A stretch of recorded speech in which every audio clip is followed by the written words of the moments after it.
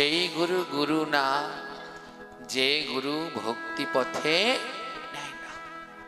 গুরুর কাজ কি? শিষ্যকে ভক্তি পথে নেয়া। অজ্ঞান অন্ধকারের মধ্যে ডুবে আছে শিষ্য, আর তাকে সেখান থেকে উঠিয়ে ভক্তি পথে নেয়াই হলো শ্রী গুরুদেবের কর্তব্য। আজ আমরা আরো একটু আগাতে পারতাম জানেন। ওই আসবার কালে কেউ একজন বলল তুমি পাঠে যাবে না, আবার আরেকজন বলছে এখনো সময় হয়নি। কে বলছে মনে নেই, কিন্তু কথাটা কানে বেঁধেছে। আমাদের ধর্মটা না, এটা আমি লিখেছি আমার বাণীর মধ্যে, যে ধ্বংস হওয়ার পিছনে দুটো লাইন আছে। একটা হলো এখনো সময় হয়নি, আরেকটা হলো সময় নাই।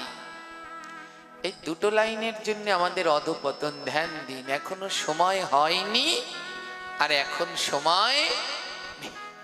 হ্যাঁ, যখন বয়স ছিল তখন যদি বলতো ধর্ম করো, জপ করো, হ্যাঁ, সাধু সঙ্গে যাও, প্রসাদ পাও, তাহলে সঙ্গে সঙ্গে সবাই কি বলে?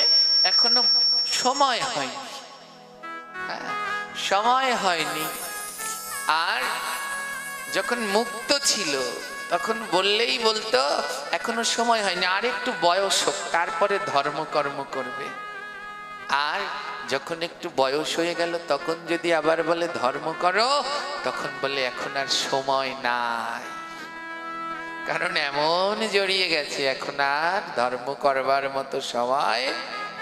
তাই দুটি শব্দ, সময় হয়নি আর সময় নাই।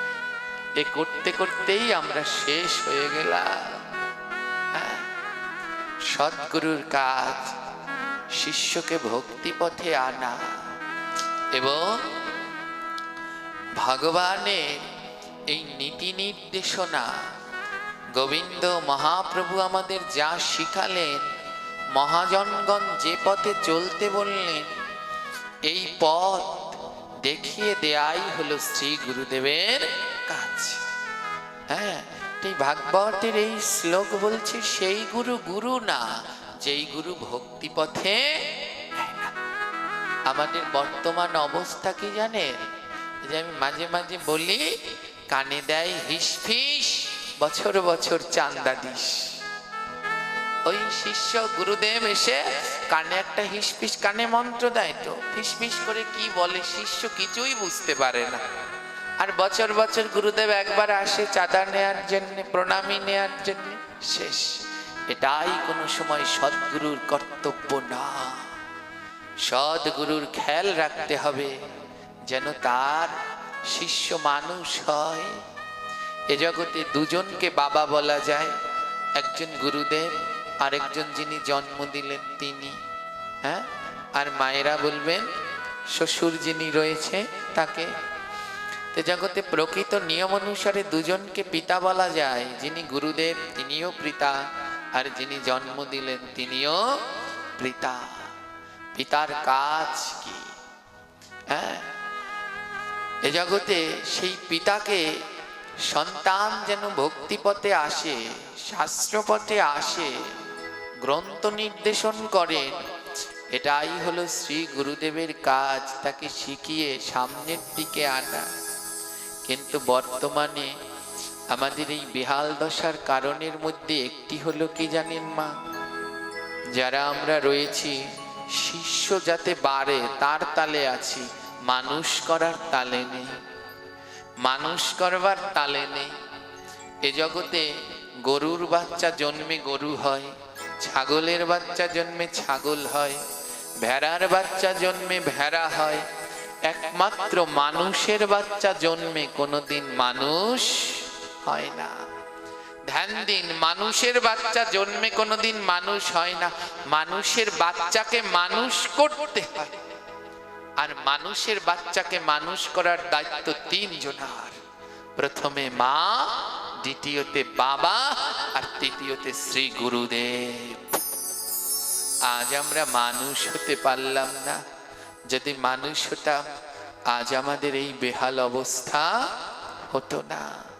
তাই মানুষ হতে হবে। গুরুর মনে যদি লোভ থাকে আর শিষ্যের মনে যদি কামনা থাকে, কোনো দিন ওই গুরু শিষ্য একজনও উদ্ধার হয় না।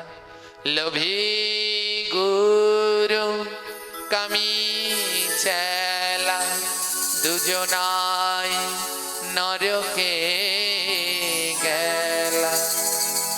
গুরুর মনে লোভ আর চেলা শিষ্যের মনে কামনা, তাহলে দুজনেই নরকে যাবে। হ্যাঁ, আমার এর জন্য যে কজন সদ্গুরু আছে এদের বেশি শিষ্য নেই, কারণ এদের কাছে কেউ আসতে চায় না ভয়ে। ওনার কাছে গেলে একাদশী করা লাগবে, ওরে বাবা। ওনার কাছে গেলে মালা জপ করা লাগবে, না না ওনার দ্বারা নাম নেওয়া লাগবে না।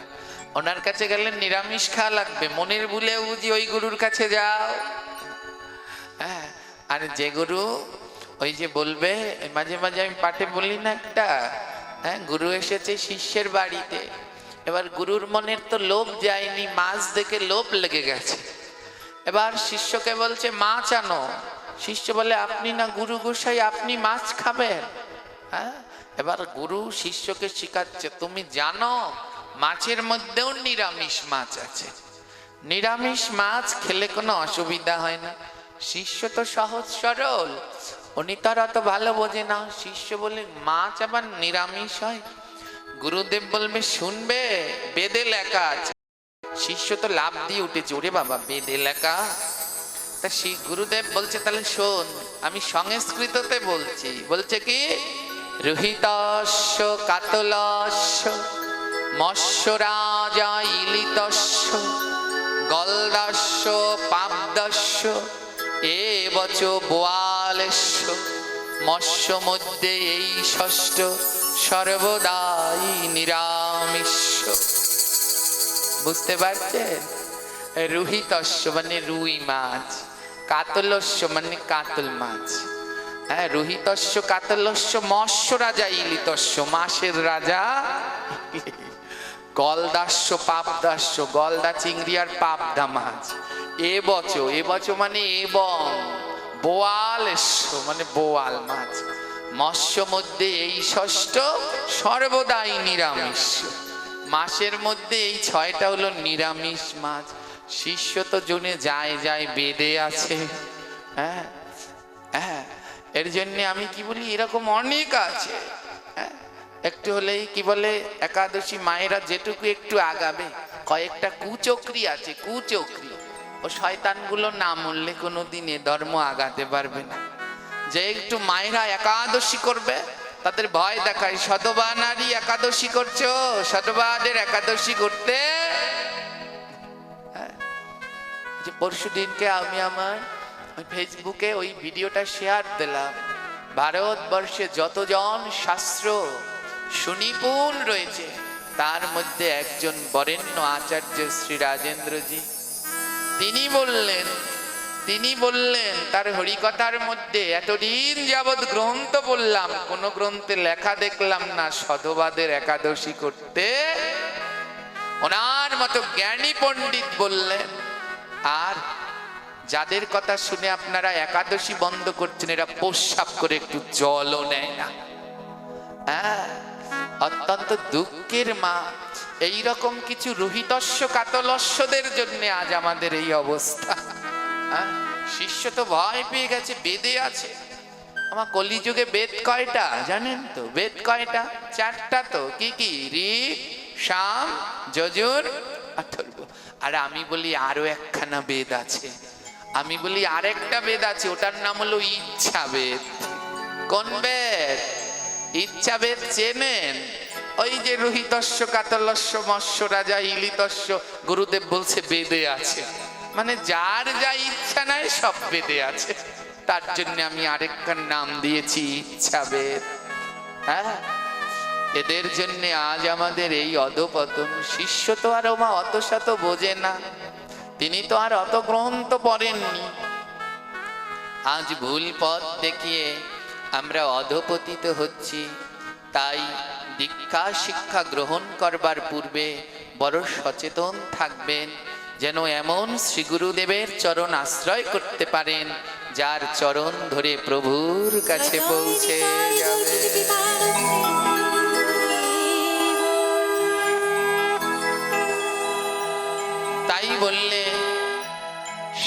গুরু গুরু না, যে গুরু ভক্তি পথে নেয় না।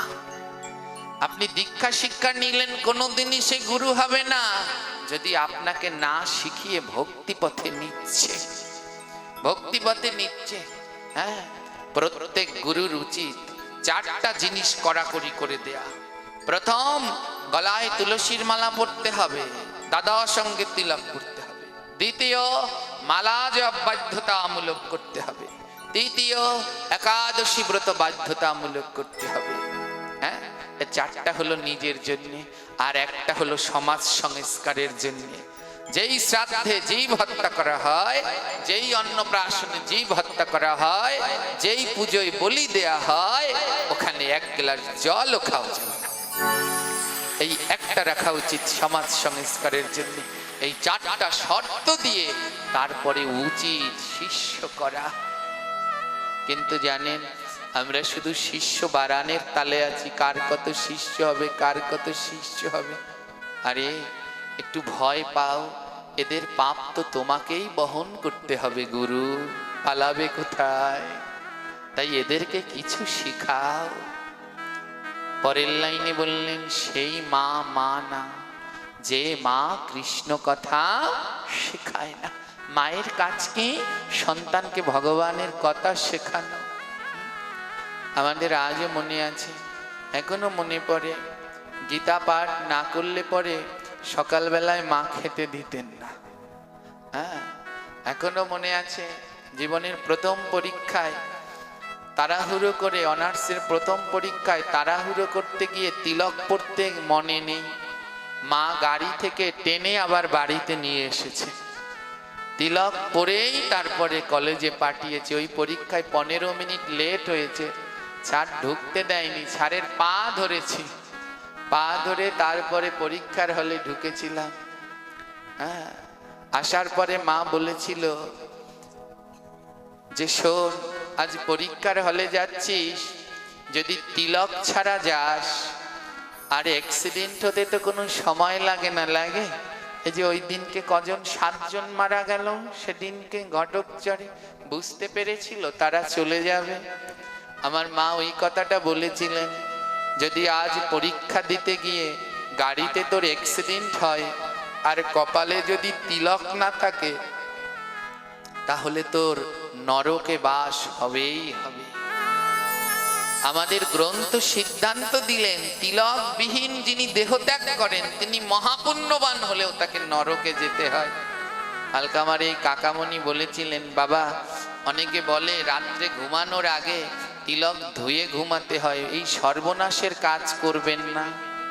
যদি তিলক না থাকে তাহলে কপালে তিলক পরে ঘুমাবে, কারণ বেশিরভাগ মৃত্যু তো ঘুমের মধ্যেই চলে আসে। যারা দিনে তিলক পড়তে সময় পান না, এই যে কুমিরের রাজত্বে বাস করি তো, তাই তিলক পরে রাস্তা দিয়ে হাঁটা যায় না, কর্ম করা যায় না। যে বাবারা দিনে তিলক পড়তে সময় পান না, অনুরোধ রইল রাত্রে ঘুমানোর আগে টানা করে তিলক পরে ঘুমাবেন। গোবিন্দের কাছে গিয়ে বলতে পারবেন, প্রভু এমন রাজত্বে থাকতে দিয়েছ, তিলক পরে তো রাস্তা দিয়ে হাঁটতে পারি না। তিলক পরলে তো আর দোকানে কোনো কাস্টমার আসবে না, তাই দিনের বেলায় পড়তে পারিনি, কিন্তু রাত্রবেলায় তিলক ধারণ করে শুয়েছিলাম গোবিন্দ।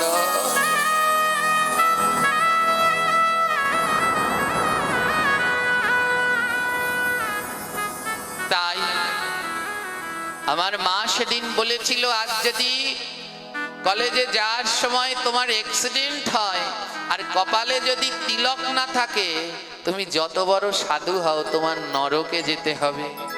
আর যদি তিলক পরে যাও আর তোমার অ্যাক্সিডেন্টে রাস্তায় মৃত্যু হয়ে গেলে, আমার মা বললেন আমার তাতে কোনো আফসোস নেই, আমি জেনে নেব আমার ছেলে তিলক পরে দেহ ত্যাগ করেছে, ভগবানের ধামে গেছে। আপনাদের সকলার কাছে প্রার্থনা, এমন গর্ভধারিণী মা আমি যেন জন্মে জন্মেই পাই, এই মায়ের গর্ভেই যেন জন্মে জন্মে আসতে পারি। আজ আমার অনেকগুলো মা, একটা মা না, এখানে অনেকগুলো মা আছে। আমি যেদিন প্রথম, অনেক ছোটবেলা থেকে আমি এই ভাগবত পাঠের সাথে যুক্ত, 8 বছর বয়স থেকে আমি পাঠ করি। প্রথম যেদিন আমি পাঠে যাব, আমি আমার মাকে ছাড়া থাকতে পারি না। এখনো আমায় যদি কেউ খাবার খাইয়ে দেয় অনেকটা খেতে পারি, আর না খাইয়ে দিলে আমার ইচ্ছে করে না খেতে, প্রচুর অলস।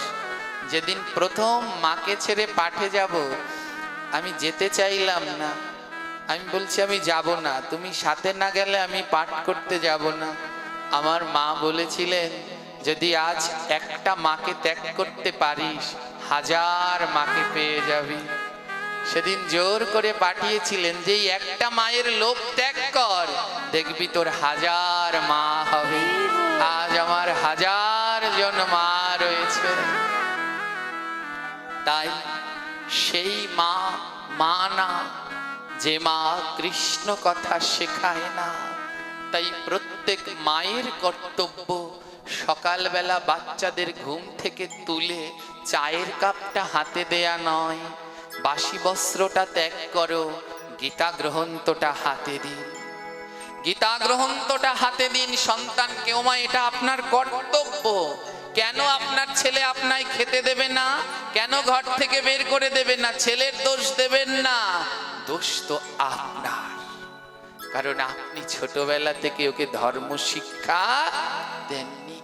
যে সন্তান ধর্মের পথে থাকে তারা কোনোদিন মা বাবার গায়ে হাত দিতে পারে? যে সন্তান ধর্মের পথে থাকে তারা কোনোদিন মা বাবাকে ঘর থেকে বের করে দিতে পারে? যে সন্তান ধর্মের পথে থাকে তারা কোনোদিন মা বাবাকে না খাইয়ে রাখতে পারে? বলতে পারেন, বাবা আমাদের পাশের বাড়ি তো একজন আছে, সে তো অনেক ধর্ম করে কিন্তু বাবা মাকে খেতে দেয় না। মনে রাখবেন, ওটা সন্তান হলে সন্তান না, সতে সন্তান, সন্তান। যারা মা বাবাকে খেতে দেয় না, মা বাবাকে ভালোবাসে না, মা বাবাকে শ্রদ্ধা ভক্তি করে না, ওরা সাধু হলে সাধু না, ভণ্ড সাধু। মা বাবাকে ভালোবাসতে হবে, আর এটা শেখানোর দায়িত্ব মায়েদের। সকালবেলা ঘুম থেকে উঠালে মায়েদের কাজ বাচ্চাদের কথা শিখানো। গীতাটা তুলে দাও, নেও বাবা, একটা গীতার শ্লোক হলেও পাঠ করো। ঠাকুর রামকৃষ্ণ বললেন, যে মানুষ প্রতিদিন গীতা পাঠ করে সে কোনোদিন অমানুষ হতে পারে না, সে মানুষ হবেই হবে। আজ প্রত্যেক ঘরে ঘরে গীতা শিক্ষা গড়ে তুলতে হবে। এবার এসেছে, আগের বার তো সেই ছোট্ট ছোট্ট বাচ্চারা আমাদের স্কুলের এসে গীতা পাঠ করতে, এবার এসেছে ওরা একদিনও। কালকে আসবে, বাহ ভালো। এমনি থেমে থাকা যাবে না, এগিয়ে যেতে হবে। আর সেই পিতা পিতা না, যে পিতা সন্তানকে কৃষ্ণ প্রসাদ দেয় না। পিতার কাজ কি? সন্তানের মুখে কৃষ্ণ প্রসাদ তুলে দেয়া, এটা হলো পিতার কাজ। হ্যাঁ, আমরা যেখানেই পাঠ করতে যাই, এই যে গোপালগঞ্জ থেকে এসেছে, এদের একটা ভক্ত আছে, আমাদের ছোট্ট ভক্ত, নাম হলো রাধা। দুটো রাধা, এখানে একটা রাধা, আবার কালামিরদায় আছে ওখানে একটা রাধা, ওটাকে বলি রসগোল্লা। হ্যাঁ, এত সুন্দর শ্লোক উচ্চারণ করে ওই রসগোল্লা। এখনো ভালো মতো কথা বলতে পারে না, জানেন? কৃষ্ণ বলতে পারে না, হরে কৃষ্ণ বলতে পারে না, বলে হরে কৃষ্ণ কৃষ্ণ। মানে এত সুন্দর, এখনো কণ্ঠে কথা ভালো মতো ফোটেনি, কিন্তু মা কৃষ্ণ ভক্ত শিখাচ্ছেন সন্তানদেরকে ভগবানের বাণী, অমৃতময় কথা। হ্যাঁ, আরেকজন আছেন এই যে গোপালগঞ্জে, ছোট্ট রাধা, সব জায়গায় চলে আসে, গোবিন্দের প্রসাদ ছাড়া পাচ্ছে না। এ কিসের জন্য সম্ভব হলো? কারণ এদের মাতা পিতা কৃষ্ণ ভক্ত। এমন কৃষ্ণ ভক্ত মাতা পিতার চরণে এই অধম শত অনন্ত কোটি দণ্ডবত প্রণাম জানায়। প্রভুর কাছে প্রার্থনা, যারা এমন করে সন্তানদের সুশিক্ষা দিয়ে ভগবানের পথে এনেছে, পরের জন্মে যেন এদের দরজায় কুকুর হয়ে যায়, কুকুর হয়ে যায়। এ জন্ম চাই না প্রভু, যে জন্ম পেয়ে তোমার প্রসাদ পাবো না সে জন্মের দরকার নেই। ঠাকুর মহাশয়টাই তার পদে লিখেছেন, বৈষ্ণব দুয়ারে যদি হইতাম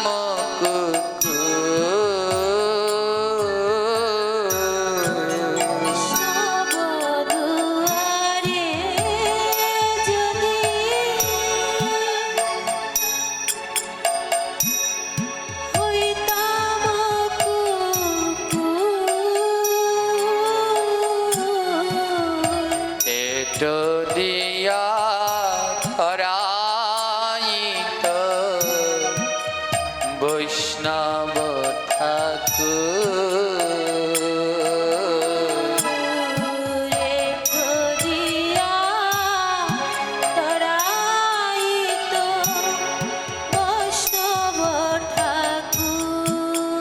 প্রভু, যে জন্ম পেয়ে তোমার নাম করতে চাই না, যে জন্ম পেয়ে তোমার প্রসাদ পেতে চাই না, সে মানুষ জন্ম আমার লাগবে না, তার থেকে তুমি আমায় কুকুর করে দিও। কিন্তু ভগবান, আমায় কুকুর জন্ম দিও, কোনো বড়লোক বাড়িতে নয়, কোনো রাস্তার কুকুর করে নয়, আমায় বৈষ্ণবের দরজায় কুকুর করে দিও। ওই বৈষ্ণবের দরজায় যদি কুকুর হতে পারি গোবিন্দ, আমার তিনটি লাভ হবে। বলে প্রথম কি লাভ? বলে ওই বৈষ্ণব প্রসাদ পাওয়ার পরে তার এটোটা আমায় দেবে। আমি মানব হয়ে গোবিন্দের প্রসাদ পেলাম না, কিন্তু বৈষ্ণবের দুয়ারে কুকুর হলে প্রতিদিন প্রসাদ পাবো। বলে আর কি লাভ? বলে বৈষ্ণব সকালবেলা ঘুম থেকে উঠে মঙ্গল আরতি করে। ও গোবিন্দ, যদি বৈষ্ণবের দরজায় কুকুর হই না, আমি সকালবেলা ঘুম থেকে উঠে তোমার মধুর নাম শুনিতে যে পাব, তোমার মধুর হরি বল হরি বল, শুনিতে যে পাব। বৈষ্ণব দুয়ারে আমি কুকুর হয়ে রব। বৈষ্ণব দুয়ারে আমি কুকুর হয়ে রব। ও প্রভু, বৈষ্ণবের দরজায় কুকুর হলে ওই সকালবেলা বৈষ্ণব ঠাকুর উঠে তোমার নাম করবে, মঙ্গল আরতি করবে, আমি কুকুর হলে ওই নাম শুনতে পাবো। এ মানব জন্ম চাই না যে জন্মে তোমার নাম শোনা যায় না। এমনও ঘর আছে মা, সকাল হলে ঘন্টা বাজাতে দেয় না, ঘুম ভেঙে যাবে বলে কাশ বাজাতে দেয় না। বলে ওই বাড়িতে মানুষ করো না, তার থেকে সেই বাড়িতে কুকুর করো, যেই বাড়িতে সকাল বেলায় তোমার নাম শোনা যায়। বলে বৈষ্ণবের দরজায় কুকুর হলে আর কি লাভ? বলে কুকুর হয়ে বৈষ্ণব তারে দেব গরা গরি। কুকুর হয়ে বৈষ্ণবের দ্বারে দেব গরাগরি। সর্বঙ্গে লাগবে ধুলা আমার দেহ ভরি।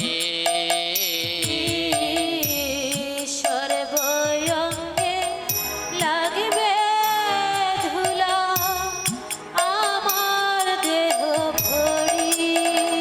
আমায় বৈষ্ণব দ্বারে কুকুর করো। বৈষ্ণব দ্বারে কুকুর কর। যেন চরণে ধুলা মাখতে পারি। বৈষ্ণব দ্বারে কুকুর করো। যেন চরণ ধুলা হরি বল হরি বল।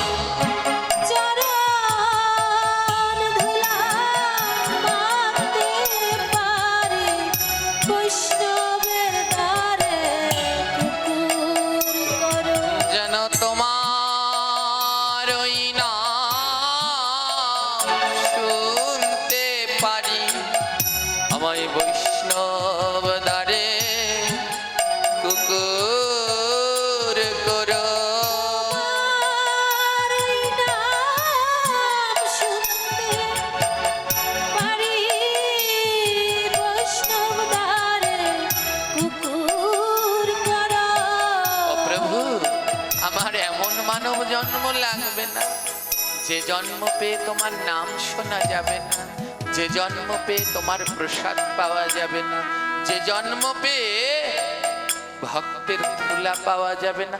ও জন্ম চাই না, ওর থেকে কুকুর করে দিও, বৈষ্ণবের দরজায় কুকুর হয়ে রব। এই পাঠের আগে একটা কীর্তন হয় মা, পঞ্চতত্ত্বের কীর্তন। হ্যাঁ, ওর ভিতরে দুটো লাইন আছে, পঞ্চপুত্র সঙ্গে ভজে রায় ভবানন্দ, তিন পুত্র সঙ্গে নাচে সেন শিবানন্দ। এর কাটানের মধ্যে বলছে শিবানন্দের কত ভাগ্য, তার কুকুরে কয় কৃষ্ণ কথা। শিবানন্দ সেন একটা কুকুর পালতো মা, যে কুকুরটা কৃষ্ণ কথা বলতে পারতো, বলে অমন জন্ম করে দিও যেন শিবানন্দ সেনের মতো ভক্তের দরজায় কুকুর হতে পারি গো। কুকুর করো, ওই বৈষ্ণব দ্বারে কুকুর করো। ও প্রভু, এমন ধনজন পুত্র পরিজন দিয়ে কি হবে? ধ্যান দিন মা, এক ভক্ত চরিত্র, অপূর্ব মধুময় এই ভক্ত চরিত্র। মহারাষ্ট্রে, রাজস্থানে অন্তর্গত অম্বর রাজ্যে, যেখানকার রাজা ছিলেন রাজা মান সিংহ। সবাই যারা ইতিহাস পড়েন, রাজা মান সিংহ আমাদের সনাতন ধর্মে এক বিশাল অবদান আছে তার। বৃন্দাবন থেকে যখন মৃত্যুগণ